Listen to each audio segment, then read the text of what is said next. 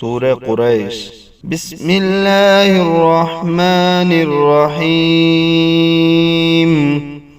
شروع اللہ کے نام سے جو نہایت مہربان ہمیشہ رحم فرمانے والا ہے۔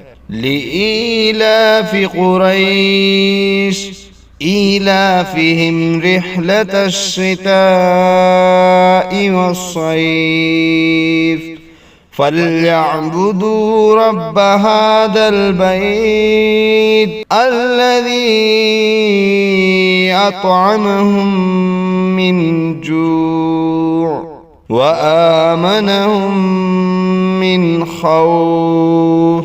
قریش کو رغبت دلانے کے سبب سے انہیں سردیوں اور گرمیوں کی تجارتی سفر سے مانوس کر دیا۔ بس انہیں چاہیے کہ اس گھر خانہ کعبہ کے رب کی عبادت کریں تاکہ اس کی